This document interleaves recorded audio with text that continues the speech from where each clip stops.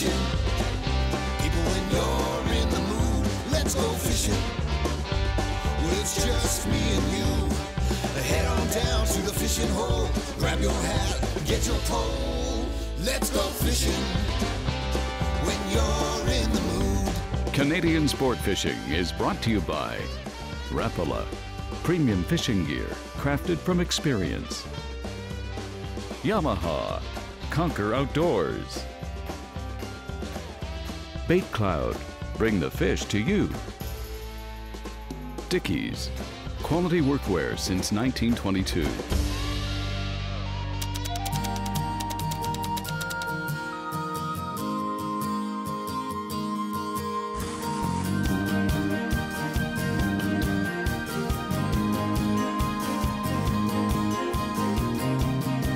I discovered the Kawartha Lakes at a very early age.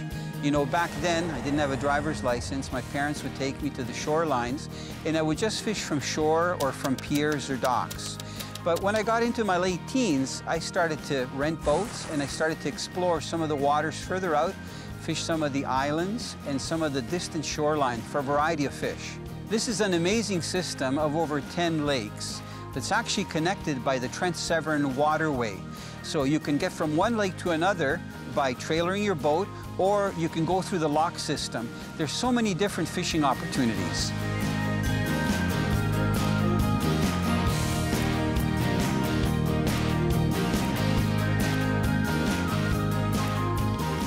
You know, we got a nice crisp morning this morning. I love fishing late summer, but today feels more like mid-fall.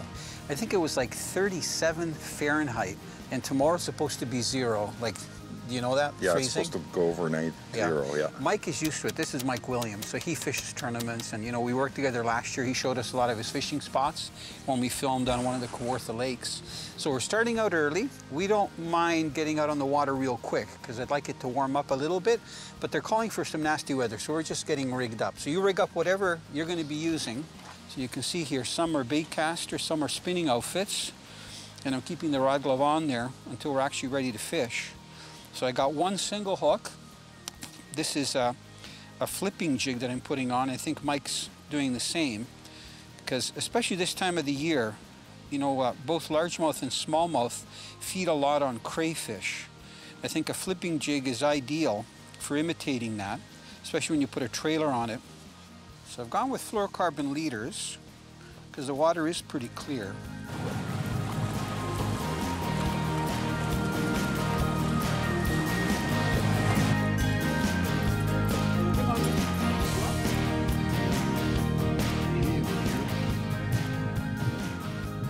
Mike, you are a good guide.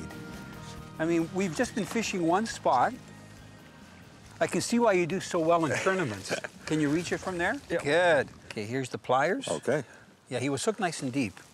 He wasn't messing around. That's one good thing about using, you know, soft plastics. Oh, and he's got a tag in him from Oh, the that's ministry. interesting. Yeah, that's a Peterson. I call it a Peterson tag. Can you read the numbers on it?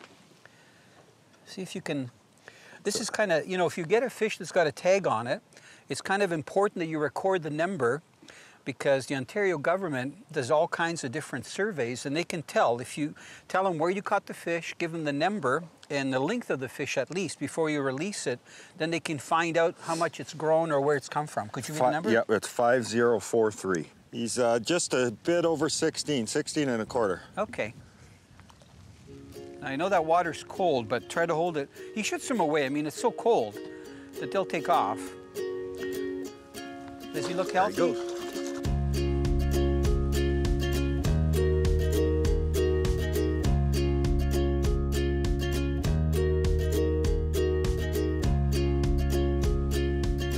Lower Buckhorn is an ideal lake. It's not too big. It has a nice mix of vegetation and also structure.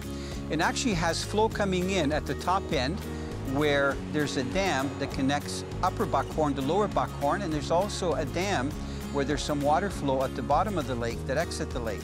And because of its shape, it's kind of like an L shape. Even if it's windy, you can always find calm areas to fish.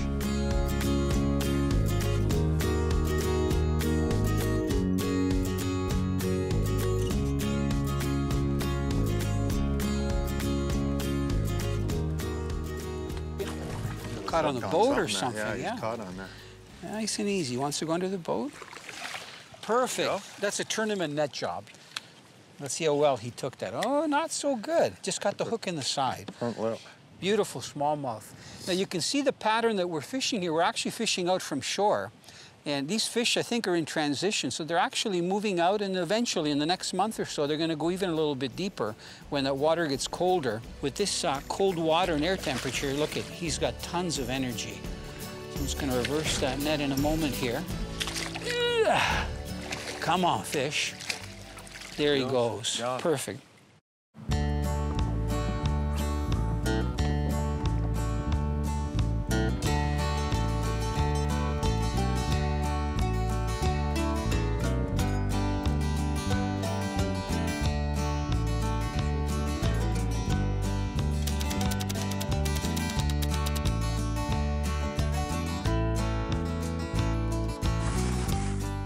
Today I've got the pleasure of fishing Lower Buckhorn Lake with Mike Williams, who's an accomplished tournament fisherman and a fishing guide.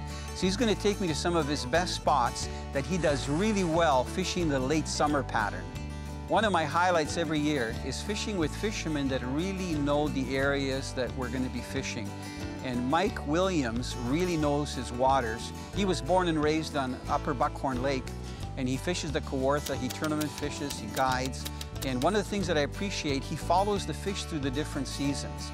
So I feel very comfortable fishing with Mike because he knows his spots, even though we're fishing some of the worst conditions, like a cold front. As a matter of fact, one of his favorite lakes to fish is Lower Buckhorn because of the structure and of all the islands and rocky outcrops and so on. So I've learned a lot from Mike. He's a great guy, and I would encourage you, if you like to fish the Kawarthas, he's a very good guy to get a hold of to learn a lot of the tips, not just presentation and what to use, but where to fish at different times of the year.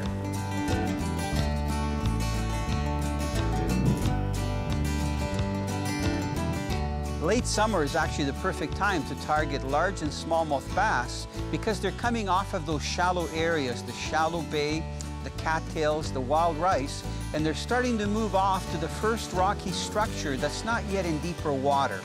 It's one of my favorite times to fish because sometimes you catch other species as well, like large panfish and even muskie and walleye.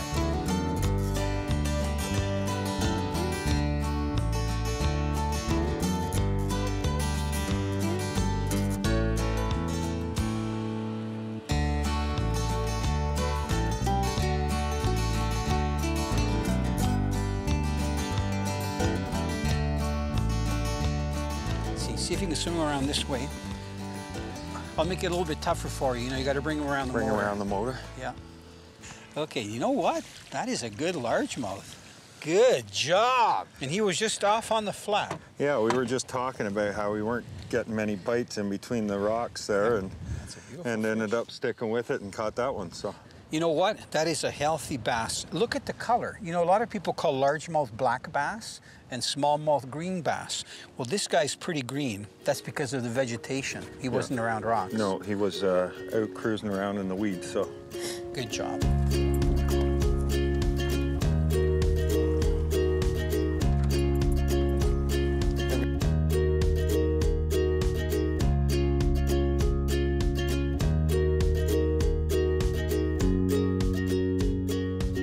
This bait here is the one I use quite a bit when I'm guiding. A lot of the people I guide don't do a lot of fishing, so we start them off with a nice simple ring here. You take this little O-ring, throw it on this Senko, and what it does is it allows you to rig it wacky. And with the smaller hooks that we're using, the fish can't really see the small hooks, and it's a very, very simple presentation. Slide that O-ring up to the middle here, middle of your worm. Get it up to the middle here. So it's in the middle of the worm there, and all we're doing is rigging this small little, it's a number 2 hook actually, a little circle hook. And all we're doing is rigging that through the ring of the hook. So it just dangles like that and kind of gives a little fluttering action when you go down. It's very simple. You just cast it out, let it sink. The worm does the work basically for you. and you just pick it up a very, very slow jig every once in a while, and we're just fishing it around rocks and weeds. So it's been very successful for me when I'm guiding my clients out on the lake.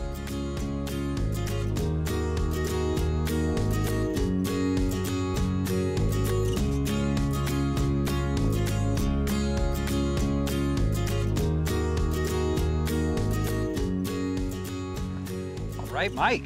A little smallie. Yeah. You can handle it on your own, right? You don't need a net? Got something interesting in his mouth here too. What's that, a crayfish, a yeah, minnow? Oh, he just swallowed it back down in there. Still see a bit of the tentacle there, but we'll let him chomp on that and let him go find us bigger friends for us. Closed captioning of this program is brought to you by Defend Products, eco-friendly protection from biting insects.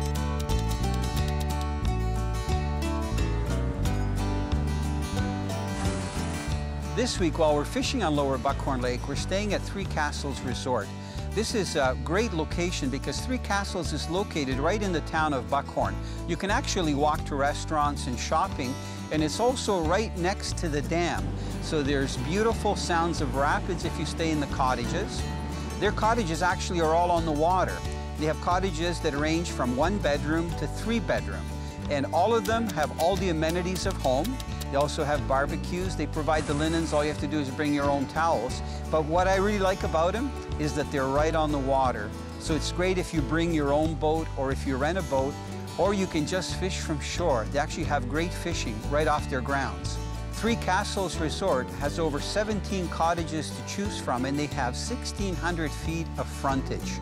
So no matter where you are on their grounds, the view is beautiful.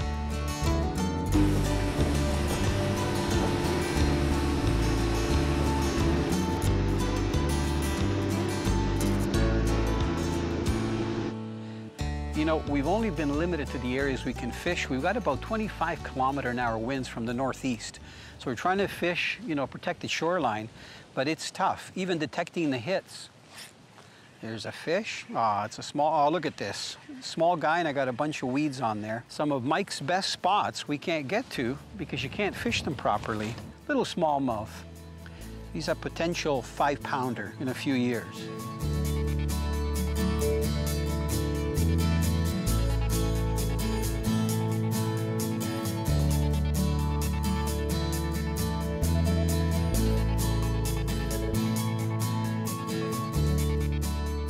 You know, I try to fish with kids as much as I can, whether they're my grandkids, because my kids are now grown up, or whether they're friends, and I try to teach them things about fishing. I'm glad that the Ontario Ministry of Natural Resources and Forestry have a campaign on called Learn to Fish. To carry out their Learn to Fish program, they've invested dollars in a beautiful interactive trailer that has a sport fishing simulator where kids can actually feel and see what it's like to fight a fish. And then they have all kinds of activities in the trailer to get them excited about fishing. They also put on clinics throughout provincial parks in Ontario during the summer months where they're a representative from the Ministry of Natural Resources and Forestry that actually have the equipment, life jackets, and they teach kids how to fish off the docks. So I would really encourage you, if you're a parent, grandparent, big brother, if you have access to take kids fishing, whether they're your own, your grandkids, or even kids from a friend, take them out on the water. You might be surprised, after they catch 1 or 2 fish, they might be hooked for life.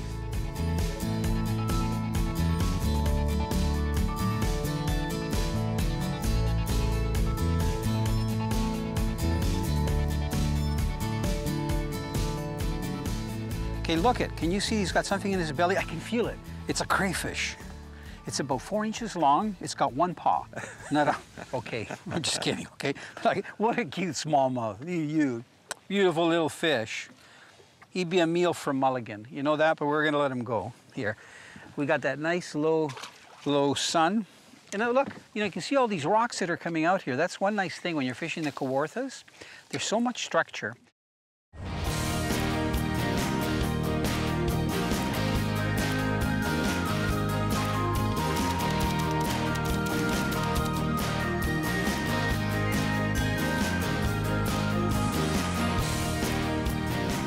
The Kawartha Lakes are well known to offer great fishing all season long, right from the beginning of the season, which is in about May, right up until November.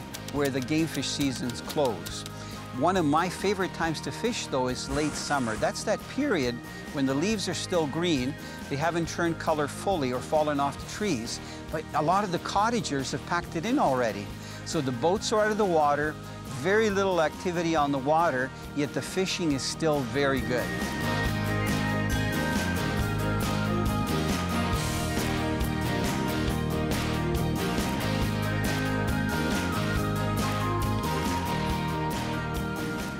Yeah, he'll go 2 pounds. I'm just amazed how they move into the shallow stuff, especially now, you know, the sun is not going down. We probably have another 30 minutes of daylight, but just how they hunt so well. You know, I think primarily these smallmouth are coming up on these rocks to get crayfish. So I know they're hitting the worm as well, but I think that's what they're looking for, because we haven't noticed too many bait fish. And you can see all of them are pretty healthy. I just love the way the colors are with this slow light. That goldy light on their bodies just makes them look like bronzebacks. They're beautiful. I'm amazed at how well they can feed, even when the light starts to get low. I've never really targeted smallmouth at night, but under low light, you know, like early morning, late evening, they seem to do really well. And I noticed you went to a light worm. I went to a lighter colored worm just because of light conditions. I was using black most of the day and being outfished by the master here, so I thought I'd better switch it up a little bit, and that's the result. We get a nice little smallie here. Yep. I'll let him go.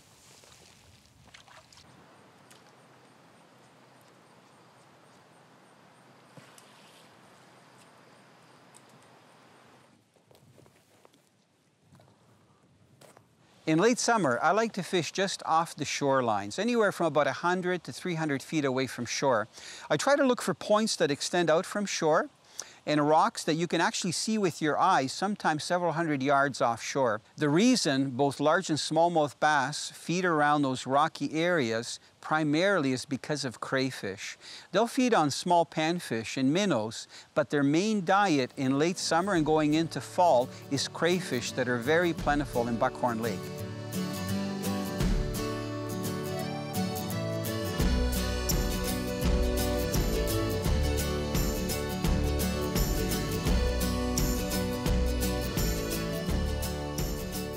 That was classic. We were kidding around about the MasterCard commercial. You know, pack of plastic grubs, $8.99. Shift rod, whatever. Catching a nice muskie or a bass in the fall like this, priceless. It's not a monster fish, but you know, your adrenaline gets going, especially when you feel that tug on the line. And I love the way these big white cap hooks hook them. It's not going to get off, but really not harmed. You didn't swallow it deep. I love the colors that they are in the fall like this. They're just gorgeous. The nice thing is that we don't have to use bait. You can just use a variety of artificials. A lot of people say that you got to use like either minnows, you know, or crayfish in the fall. You know, you can literally take any tube. These are the Trigger X tubes. Now you'd think because it's so overcast, we have very low light going into the water, that bright colors would work well, but sometimes it's the opposite. It's the natural colors, and especially some of the darker colors, that work really well. So I'm holding up probably the most popular colors when it comes to fishing, you know, smallmouth and largemouth bass with these tube jigs. And I'm going to just show you the way you can rig them up with a normal hook, like a worm hook. And remember, this is a number 5, so the hook itself has a little bit of weight to it. It's a little bit heavier than some of the light wire hooks, but you literally put it through the tube, about a 1/4 inch through the center, and then slide the hook right in, so that the step of the hook is in the tube. Now you can see that that hook is pretty well right at the end of the tube. And then you pierce the tube through both sides of it. If you want it to be totally what we call Texas rig, you would have it inside. So I'll show you this. So I've got it right now, and I'm going to put the hook inside the tube. And if you're working heavy cover, you work the tube so that the hook is inside. When a fish clamps down on it, that tube is so thin that when you go to set the hook, you'll set the hook. But because we're fishing these rocks, if you look down, rocks and a little bit of weed cover, I'm actually putting the hook so it comes out the other side, just like that. And you can see that the hook is still pointing towards the tube. So most stuff is going to go over it. But as soon as that bass pushes on it, it's going to get caught. So a lot of people just use tube jig heads whether they're the ones that are on the outside, like with the old gizzard style, or the ones that go inside, which is traditional. But you can also fish the shallow water and just use a straight tube like that, and it works really well.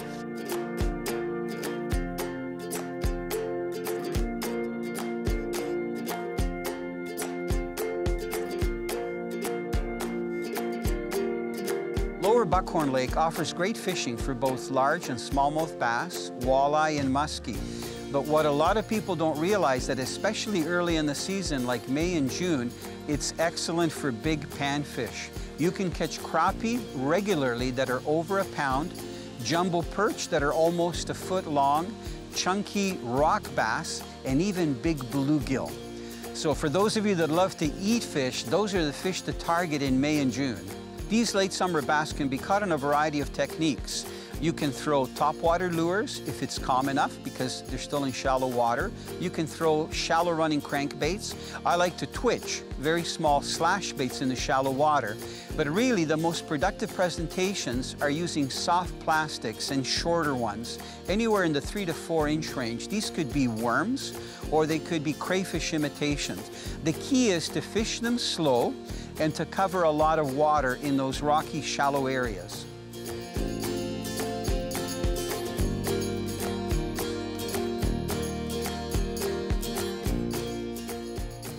He threw my little tube away, but that's okay. Let me see if I can lift him right in the boat. They're awesome, eh? Even if they're not big. Oh, even the small ones put up a good fight. I think for families, you know, these are great fish. And even if sometimes the walleye aren't on, like throughout the season, you can usually always go to some rocky structure where there's a combination of rocks and weeds and use something like a drop shot rig and live bait, like a live leech is really good, or you can use worms or a minnow and get this size of smallmouth and even bigger pretty well all season long, right from when the season opens right up until November. I love those models, you know, looks like a little tiger. Smallmouth, but boy, are they good fighters. Okay. Nice and gentle like. And is the water cold? Yes, the water's cold. Look at that. Beautiful fish. October smallmouth right here from the Kawartha Lakes. Canadian Sport Fishing is brought to you by Rapala, premium fishing gear crafted from experience. Yamaha, conquer outdoors. Bait Cloud, bring the fish to you.